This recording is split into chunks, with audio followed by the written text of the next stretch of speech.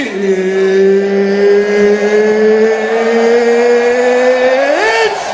time!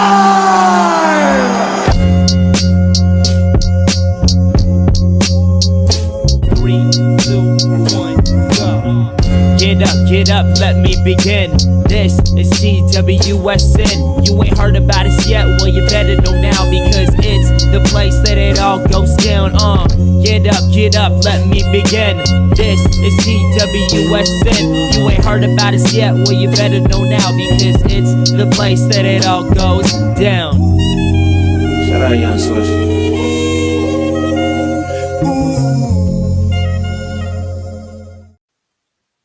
Ladies and gentlemen, this is the place where it goes down, as the intro states. My name is Michael Daly, joined alongside my co-host here on Strikes and Submissions, Dash Pederson. Dash, how are you today, buddy? I'm fantastic, man. It was a great weekend of combat sports. We got another one coming up. It's just been a great month in April, honestly. April has been stacked. You know what, Dash? Before we get into actual combat sports, something just popped in my mind that I have to get your take on, because it's bothering me. Maybe I'm a little biased, but the New York Mets, the baseball team, got into a melee today, if you will, with the St. Louis Cardinals. Dash, the biggest thing that is bothering me about this, and I know we're an MMA and boxing podcast, we're not a baseball podcast, but there was no need for a brawl today, because Nolan Arenado got brushed inside. And it turned into guys seriously having a chance to get hurt. That's a no-no. You can't have that if someone's throwing up and in, right, Dash? I know you follow baseball. Yeah, no, you can't have that. I mean, you look at what just happened the other day in that same series. Pete Alonso got hit in the head with a pitch, and he gets up. Yeah, he was angry, but he walks to first base. There's no brawl, right? So, I mean, that's just the differences of the players. But, I mean, hey, if I'm the UFC, if I'm Bellator, I'm taking this opportunity, man. Let's get some off-season baseball brawls. Like, let's see this this baseball coach from the Cardinals. What was his name again? What was his name? Stubby Clapp. I'm verifying it right now. Let's get Stubby Clapp versus Pete Alonso going in the off-season. I mean, I'm here for it. I'll watch. Something's got to happen, because, and this is the last thing that we'll say before we get into actual combat sports here. If you're Stubby Clapp, what are you doing? Like, that would be at a boxing match. Two guys are getting into it, and then the opposing team, the opposing fighter's trainer comes from behind and starts to drag down the other boxer. What are you doing? You're supposed to restrain people as a coach. So I don't know. That was ridiculous, and it's something I had to get off my chest as a Mets fan. But now we can get into the good stuff. Recapping Lemos Andrade from last week, UFC Vegas 52. What did you see from that, Dash? I saw two things. I saw just a veteran in Jessica Andrade going out and getting the win. And, I mean, I think we both expected that. We both predicted it last week on the show. And, I mean, what we said was Andrade has more experience, and it's going to show. Yeah, Lemos was 11-1 coming into this, but she hadn't beaten anybody like Andrade, and it showed. And, I mean, all it took was 1 millisecond of a slip up from Lemos, and bang, Andrade was on her. And the fight was over. And it was a standing arm triangle. That's only happened a couple of times in UFC history. So, or what was that the first time? I can't remember. I believe it's happened before, but it's not often. Yeah, definitely not often. But the other takeaway that I had was Lemos actually looked really good up until that point. She was just outstriking Andrade, and her leg kicks looked incredible. Like that would put me on my butt. I mean, that would take out a lot of people. And I think that's devastating. Leg kicks have been shown to be a really effective and just really powerful thing to have in your arsenal in the UFC these days. So I'm really excited to see what she has in terms of a future in the division. But, I mean, I don't know. What do you think? Would you say no to a Lemos-Furo matchup? I know Furo usually goes up a little bit, or she's in the featherweight division, or flyweight, sorry. But, I mean, I could see that those two crossing lines and getting a good matchup in, and I think that'd be a pretty stylistically pretty fun matchup to watch. I could see that definitely being a striking matchup, which is what I think Lemos needs at this point. Lemos was doing a very good job holding her own standing, like you had mentioned. But the thing that I didn't like, the moment she faced any type of adversity in terms of grappling, she panicked. And you could see it. You could literally see it on her face. She did not know what to do. I get it. Standing arm triangles do not happen that often. And when they're attempted, usually they're not all that successful. But Jessica Andrade is a powerhouse, and she found a way to submit it cleanly. So what I would like to see from Lemos moving forward, obviously you have to work on your grappling because you can't be submitted up against the fence again, especially standing up. It was not a very good look. I would say that. And two, I want to see her fight someone who is a striker. So Farad, I think, can bring that to her, and I think that would benefit Amanda Lemos. Yeah, no, I mean, I'm sure there are very few MMA fighters who practice getting out of standing arm triangles. So, I mean, I think getting caught by surprise a little bit had something to do with it. But I mean, when you're going up against somebody like Andrade, who just has that pure power, I mean, it's just scary. You don't. I certainly didn't expect a standing arm triangle. I don't think anybody did. I don't think she did. I don't think Andrade did either. No. I think it just happened, right? Like she was like going in to initiate a clinch, and that was just the hold that she got her in. Mm-hmm. And she was like, "Oh, all right. I mean, this is pretty deep. Might as well just go for it." And yeah, that was the veteran move for sure. That's all I can say. The experience really paid off there. She just took what she could get. And I mean, she was losing round one as far as I was concerned. But yeah, I do agree that we need to see more kind of a fight from Lemos. Like like as soon as you hit that wall of adversity, like, oh man, like I might be got here. Like you got to fight to get out. Like she just stuck there. And again, I personally don't know how to get out of a standing arm triangle. So like I'm not gonna act like I have a solution here for her, but you gotta be able to do something there. Like I don't know, it was not a good look, but I am excited to see her fight in the UFC again, and I think she deserves another shot. Exactly. I mean, the biggest thing is she just didn't buy herself enough time. Once that adversity hit, that triangle was sunk in, she pretty much was like, oh, it's over. Like you could see the panic in her eyes, and that's not good. And I think opponents moving forward will try to take advantage of the fact that the moment that Lemos faces any sort of adverse circumstance, she's in trouble. So hopefully she can figure that out. That was UFC Vegas 52, the main event. We're going to shift over to UFC Vegas 53 for this upcoming weekend, the main event. We're talking Rob Font, Chito Vera, Dash. Rob Font coming off of a tough loss to Jose Aldo last December.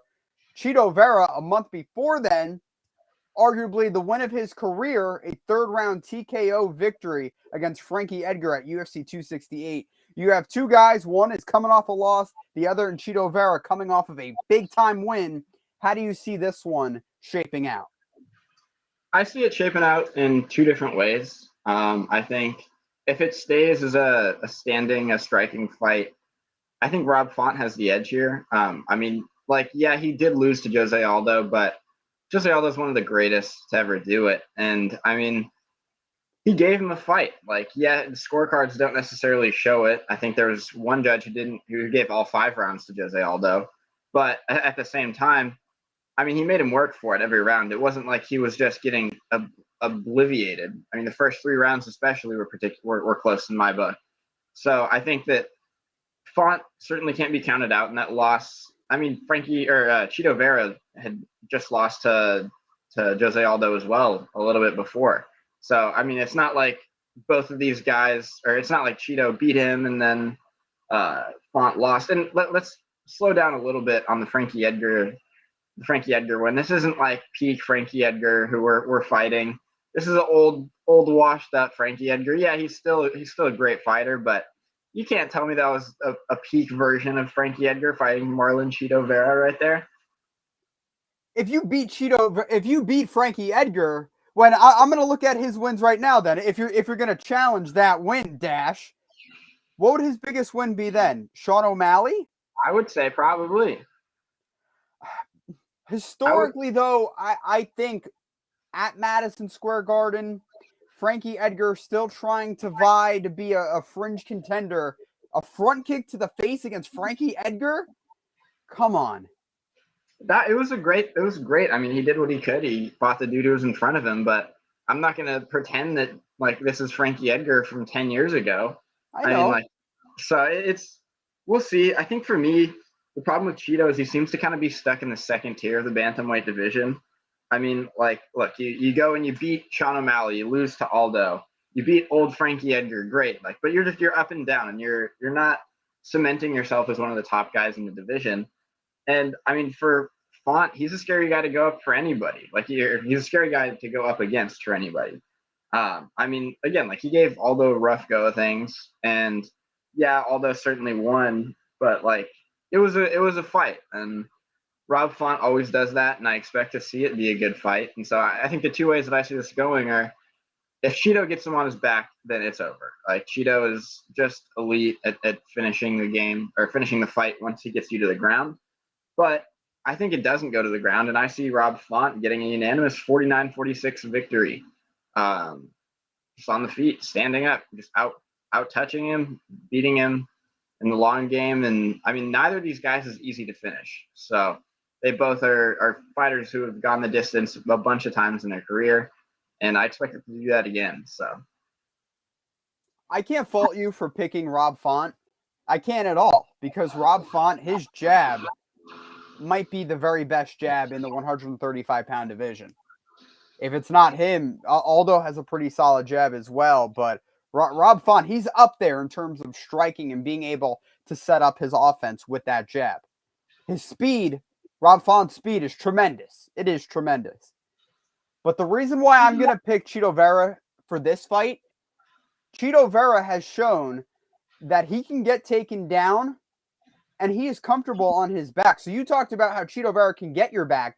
If he is on his back, he's comfortable there. You know, you could try to swarm him in top position, which is what I think Rob Font might try to do if he's shooting for a takedown.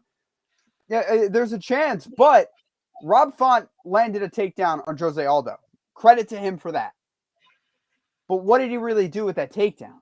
He didn't really do a whole lot with it. And I think with Cheeto Vera, his acumen on the ground, he won't really be able to do much. So like you said, Dash, this is going to be a striking affair. Rob Font's faster. Rob Font has a better jab. But one thing Rob Font does not have over Cheeto Vera is power. And Cheeto Vera, he can knee you to the body like Jose Aldo did. He can mix up his strikes with leg kicks. I think Cheeto Vera's power is what is going to be able to edge out Rob Font and get a split decision. This can be a very close fight, like you alluded to, but I just think that power, the judges are going to be able to hear those snapping punches. They're going to be able to hear the thudding shots, and I think it's going to carry over on the scorecards, and I think Cheeto Vera is going to get a split decision win.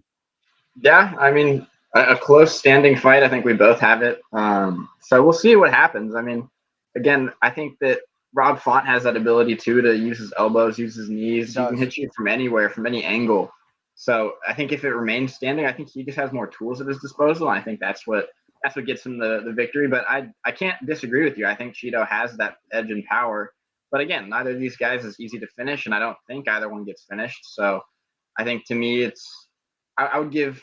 I think maybe round one or two, Cheeto's going to land a big shot. He's going to stumble Rob, stagger him, and that'll be the one round that he gets. And then I think for the rest of the fight, Rob's going to settle in, and he's just going to have just the wider variety of strikes. He's going to do more, and he's going to, I think, just outpoint him. So, yeah, I mean, I'm excited to see what happens, but I think we'll see. We'll come back next week, see who's right. We will see. I want to see Rob Font get off to a hot start beyond round one, though, because round one, I think we can agree Rob Font's probably going to control the fight because he is the better striker of the two. I'll concede that 100%. He is the better striker. But if you remember the fight against Aldo, he controlled round one. But once round two hit, it was pretty much a clean sweep. He really didn't have any control. One judge had Aldo winning the entire fight, which I disagree with, but yeah, I don't think I agreed with all 5 rounds going to Aldo. Maybe four out of the 5 going to Aldo, fine. But Font, if he's going to win, what he has to do, he has to win round 1, and he has to parlay that into a solid round 2. If he can bank those first 2 rounds, and then without getting hurt or really hurt by Chito Vera, I think he has a very good shot at winning this fight. I think he does. But Chito Vera has the ability to steal rounds. Even if you take him down, he can find his way back up, and he can hurt you. So that's why Rob Font is the better striker, but I don't know. Something's telling me Marlon Chito Vera, he's got something up his sleeve, Dash. So we shall see on that. We're going to move on to recapping some boxing. Tyson Fury, Dillian Whyte, that was the talk of the town last week in combat sports. And you know what, Dash? I'm going to be honest with you. I watched the UFC card last weekend, but I didn't really care about it, though.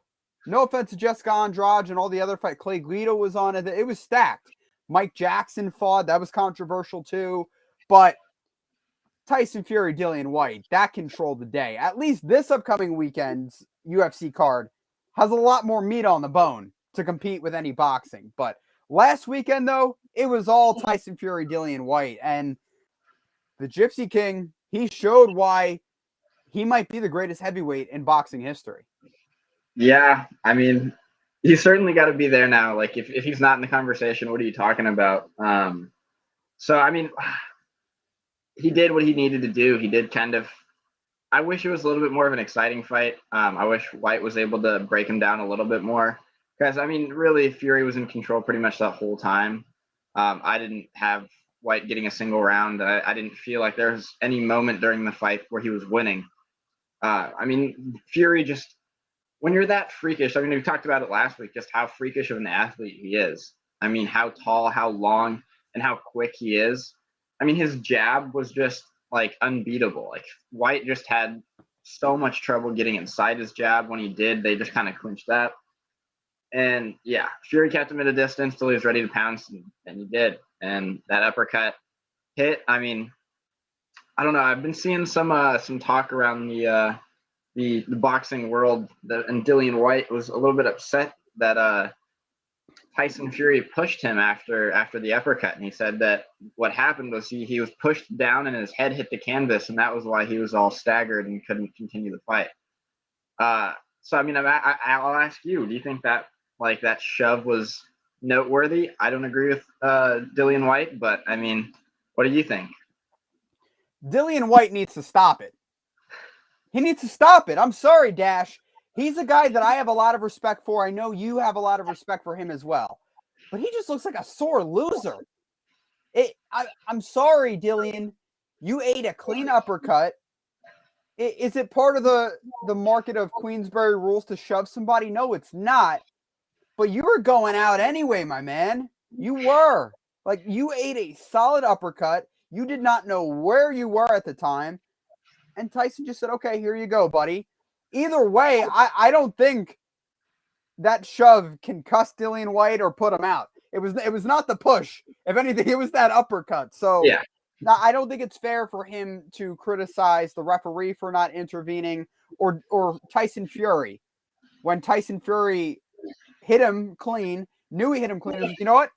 He's already out of it, so I might as well just take him out of his misery.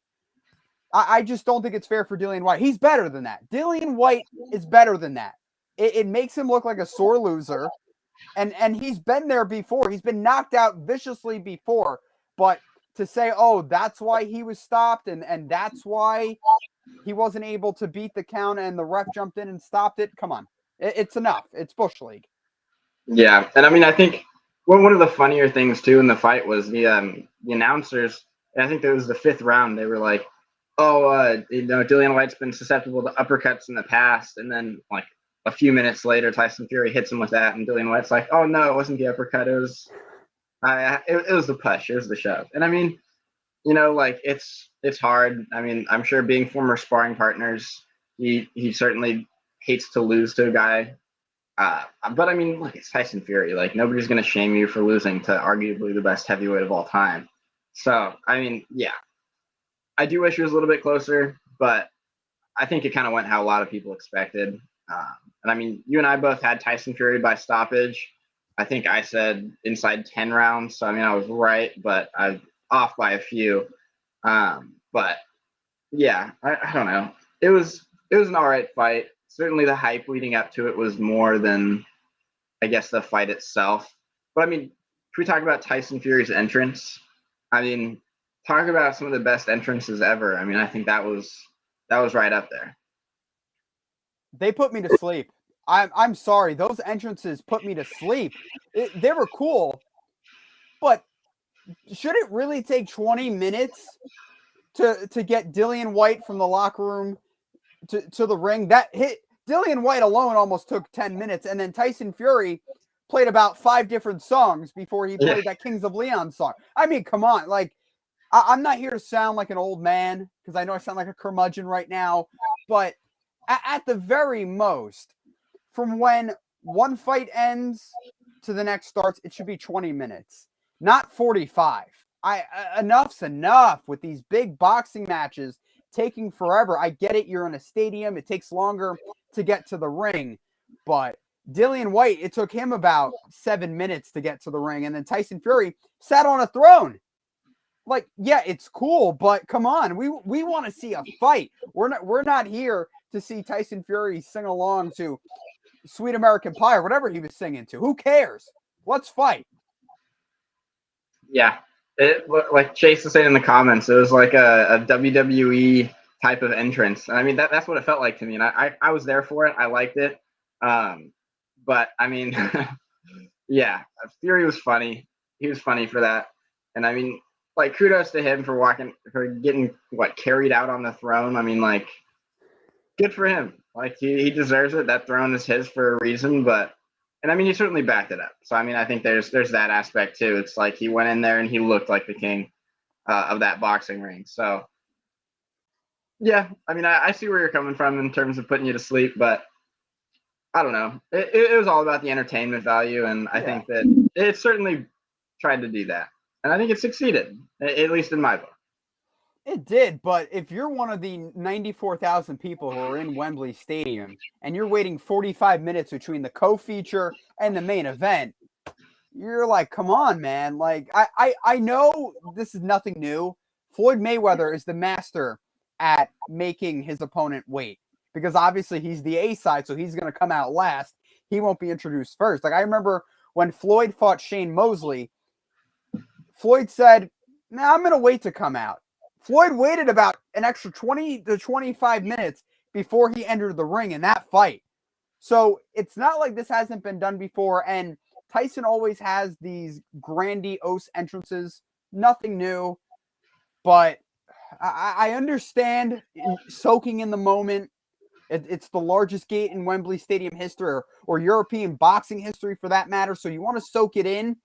But 45 minutes and a good 20 minutes of that were Dillian Whyte and Tyson Fury walking out. It's just too much. And if you're Dillian Whyte, not only did you take a long time, but then you're stuck in the ring for God knows how long. So I don't know. Maybe that kind of led to him being a bit cold to start out the fight too. Who knows, right?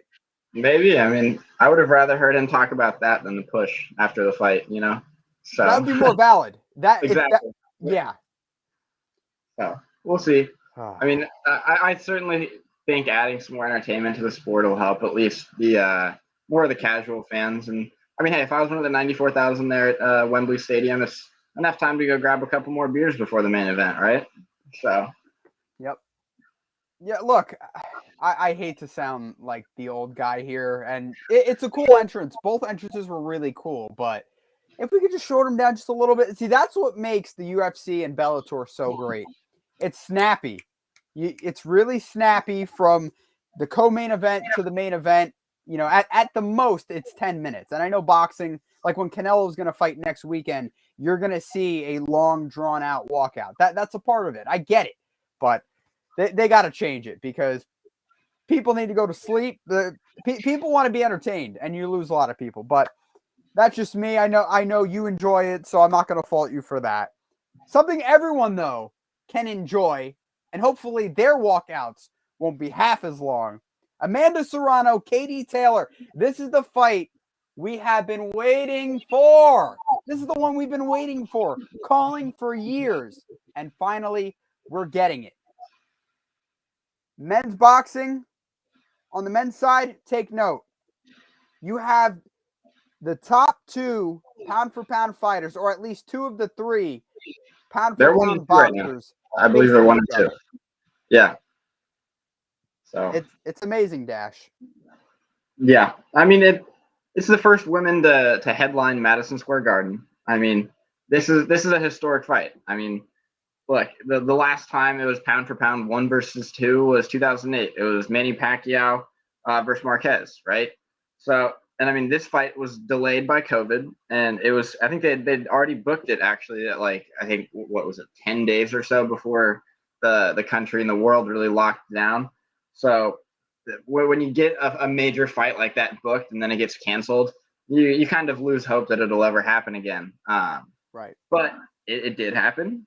And I mean, look, it's pretty brave of Taylor to be putting her 4 belts at 135 on the line here. I mean, I think that's worth talking about too. I think that just speaks to her confidence going up against Amanda Serrano, which I don't know if you're that confident going up against Amanda Serrano. She's one of the best ever, right? And so, I mean, this is going to be a phenomenal fight. And I think that this is pretty much widely considered to be a really a 50-50 fight. So I think that it has the makings for one of the best women's fights of all time. So I'm excited. I'm damn excited. As you should be. And you know what? Katie Taylor is the slight underdog. And what did you just say, Dash?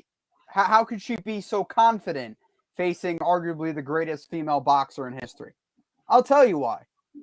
Because Katie Taylor, in her own right, has a shot to be just that. One of the greatest female boxers in history. I think one downside to Katie Taylor, and I'm confirming her age right now, she's 35, and she had a bit of a late start just because she was such a dominant amateur fighter. She went through the Olympics. She wiped out Europe on the amateur stage before she made her debut in November 2016. So she does have that going against her. She's right around the same age as Amanda Serrano. But Katie Taylor, in terms of the professional standard, has a lot less tread on her tire. So I think that is one thing that is going for her. Yes, she is just as old, and you know, she lost a lot of time because she was an amateur fighter, but she's made up for it because she has wiped out Europe on the professional side. Look at what she did against someone like Natasha Jones. And if you don't know who Natasha Jones is, anyone out there listening, Natasha Jones is a terrific female boxer from Britain. Katie Taylor controlled that fight, made Natasha Jones look like an average fighter, so to speak. That's how good Katie Taylor is. Katie Taylor can box. She can jab. The problem is, though, Amanda Serrano is just as tall and has the same reach. So it's not like Katie Taylor has that reach advantage or that size advantage. She doesn't. But I see these two going back and forth, trading a lot of shots in the pocket, being very meticulous, feeling each other out through the first few rounds. But then it's going to start to pick up closer towards the end of the fight. And I think Katie Taylor is going to get a split decision win. Really? I mean, I think so. I can't fault you for that. I mean, I think everybody kind of, or at least they should expect it to be a close fight. And I mean, it's going to be crazy. I mean, I think I have to give the edge. I think I have to give the edge to Serrano. I mean, like, I think she is the women's GOAT right now. And like, I think that she has just as good of an argument, if not a better argument than anybody for that. And while, yeah, like Taylor's been elite, like she has been. Katie Taylor has been phenomenal. Nobody can dispute that. she's 20 now. I mean, in her professional career, but Serrano's just too good.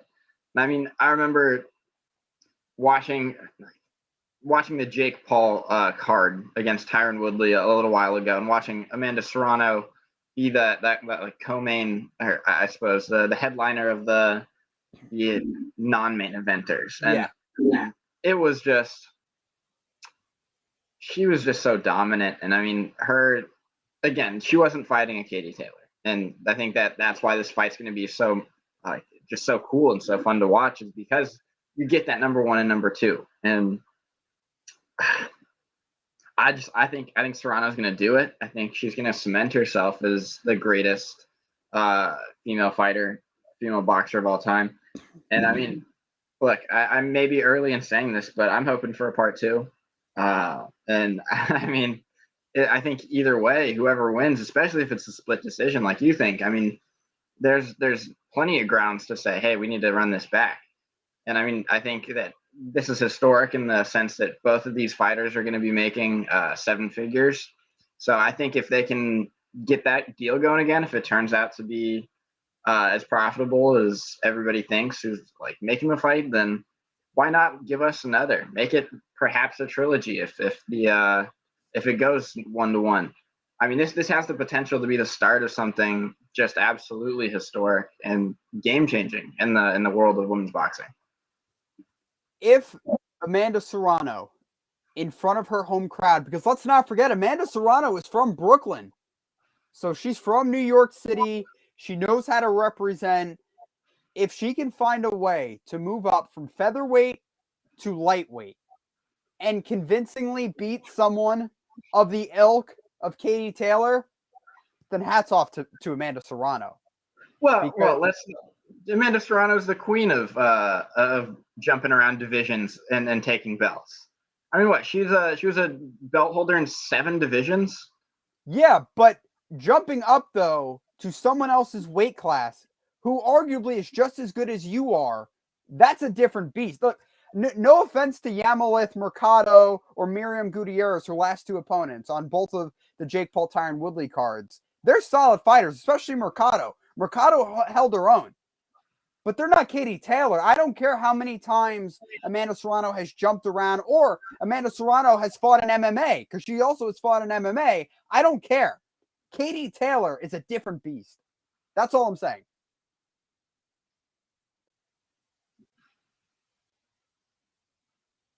And that. So again, I think that we can predict as much as we want what's going to happen, but I mean, once they step in there, it's going to be game on, and it's just going to be a great fight. It's going to be exciting, and it's going to be just an elite level of women's boxing that I think the masses will get to see, and it's going to be great for the sport. And I'm looking forward to hopefully this kind of paving the way for the rest of the women's boxing fights to come.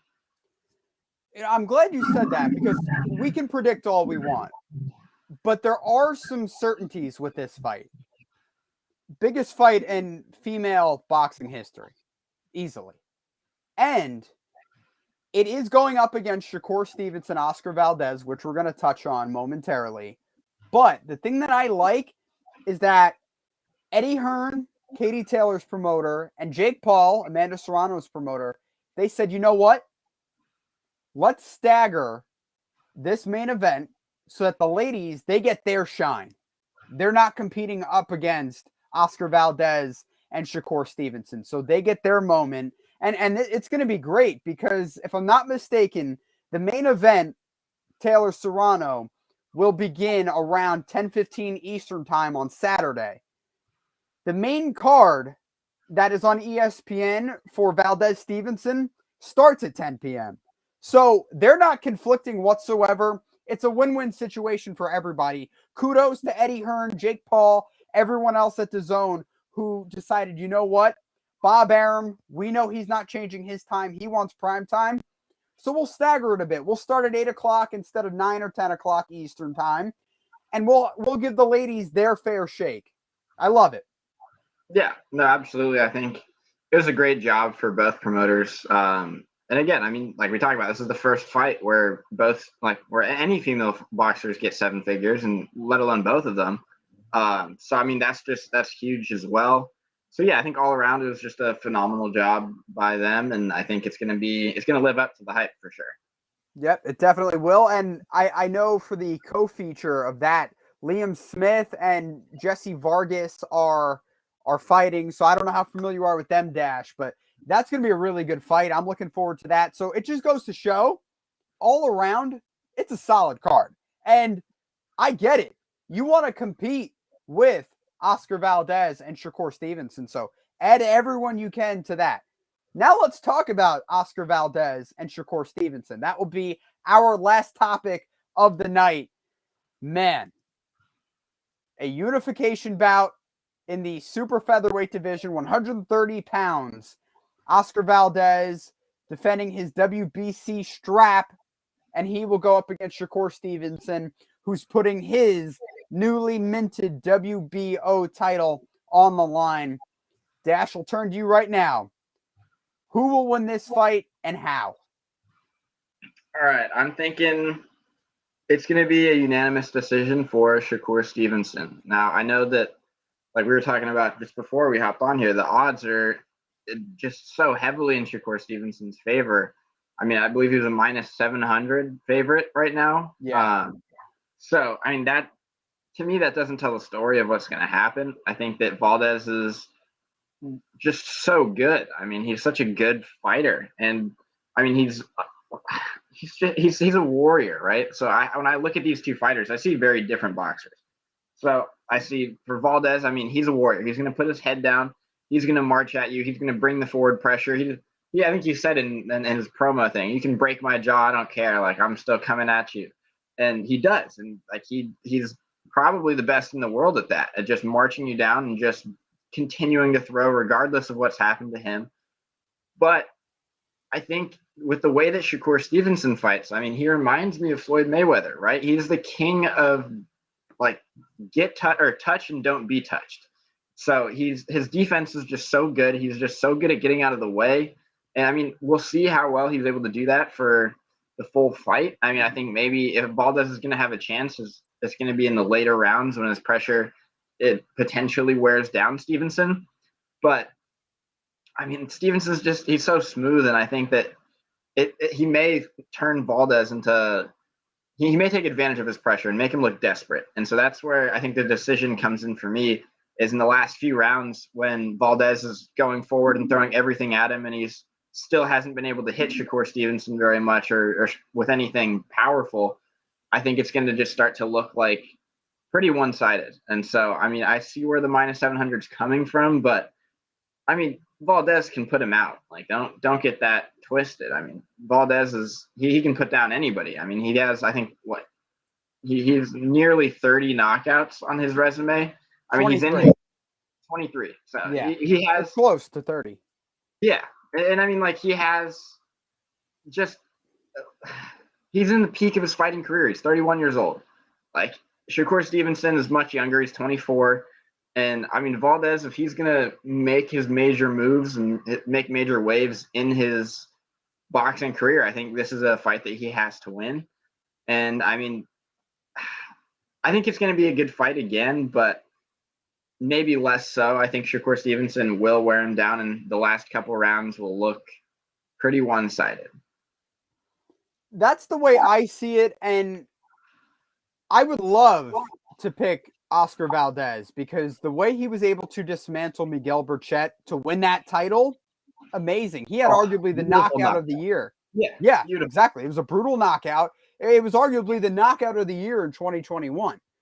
But what I didn't like, though, was his follow-up performance against Robson Conceição. You could say I'm nitpicking here and fine, but Robson Conceição is a very, very solid fighter. He had Robson Conceição actually looked really good in his last fight, the one after Oscar Valdez. But if you left room to be desired against Conceição, what do you think is going to happen against someone like Shakur Stevenson, who is used to living up to expectations? Shakur, that is. I made an oath to myself after Shakur beat Jamel Herring. And that oath was, I will never never pick against the guy from New Jersey ever again. Because I am from New Jersey. I will never pick against Shakur Stevenson ever again. I can't do it. He proved me wrong. I thought Jamel Herring was going to beat him because Jamel Herring had the ability to box from the outside. He had power as well. Look what he did to Carl Froch just about 6 months before then. Or Carl Frampton, not Carl Froch, Carl Frampton. But Shakur Stevenson, look, that doesn't matter. Everyone was picking Shakur Stevenson to win by decision. And what happened, Dash? He won by stoppage. So Shakur, you said he reminds you of Floyd Mayweather. I agree with that 100%. He was even compared to Floyd Mayweather in the Olympic trials. And then when he made the Olympics, that name Floyd just kept popping up in comparison to Shakur. He has a chance to be the next pay-per-view star if he can get past someone like Oscar Valdez, which I expect him to, and I know you do as well. Yeah, I mean, we'll see. I just like, it's hard for me to see and envision Valdez putting him out, and I think that's the only way that he wins. I think it has to be by a stoppage. I think in terms of who's a better pure boxer, it's Shakur Stevenson.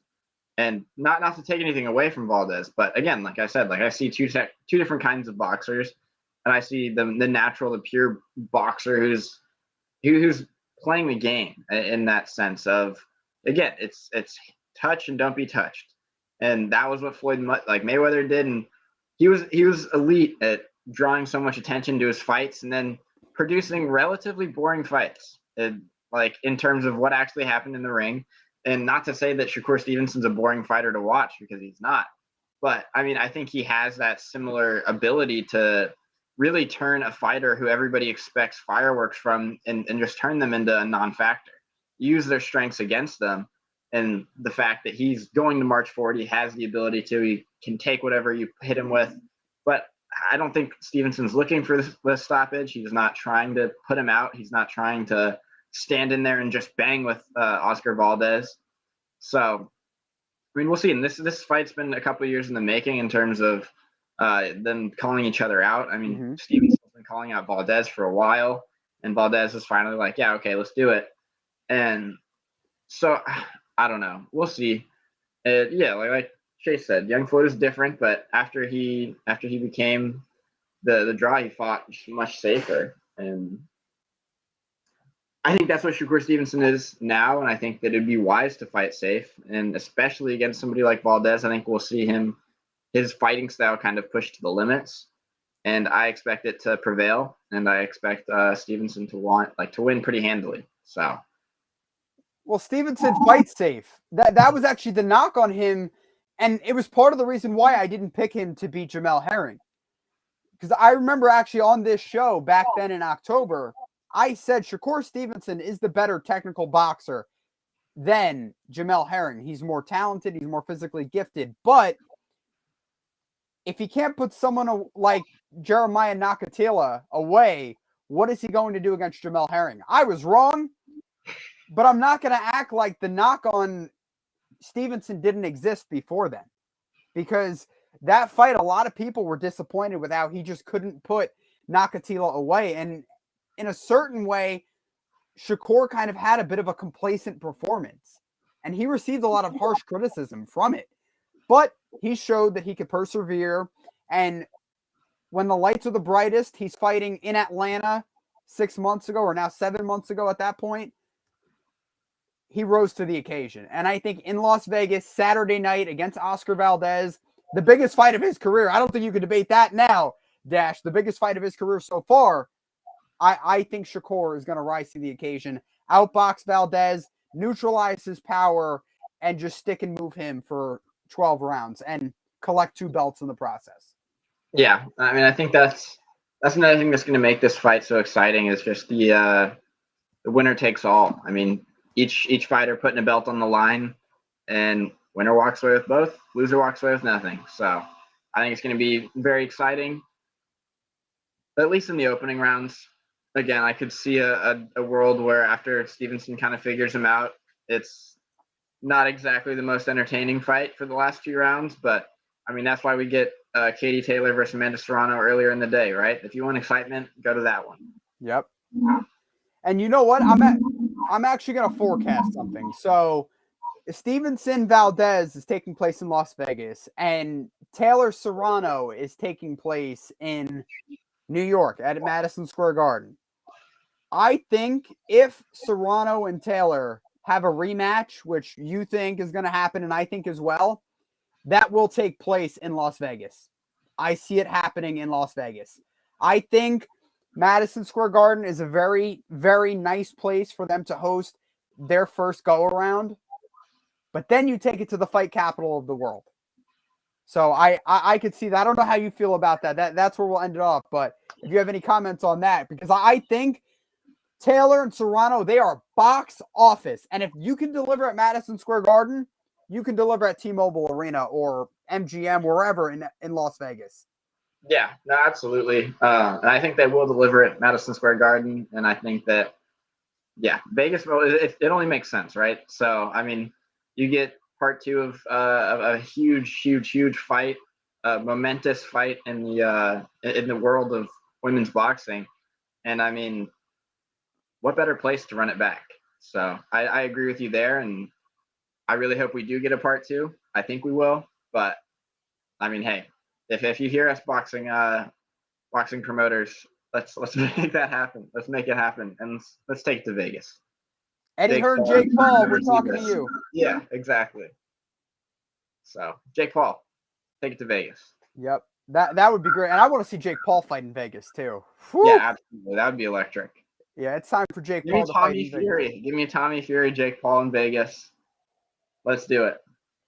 Man, and Tommy Fury just had a really solid win on his brother's undercard. So, and he called out Jake Paul afterwards. Let's do it. Let's make it happen. He did. I don't know if he did enough to win, to win the sweepstakes to face Jake Paul. Jake Paul even said, "Let's see how Anderson Silva's exhibition in, I think it's Abu Dhabi or Dubai, one of the two, takes place, and then we'll see if Tommy Fury will be in the cards." But who knows? So I think that'll be interesting to see if Tommy Fury is able to get his way and fight Jake Paul. But that is going to wrap up the latest edition of Strikes and Submissions for my co-host, the great and talented Dash Pederson. I am Michael Daly, saying so long. Take care. Make sure you subscribe to our YouTube channel. You follow us on Twitter, Instagram, Facebook, and you subscribe to our Patreon.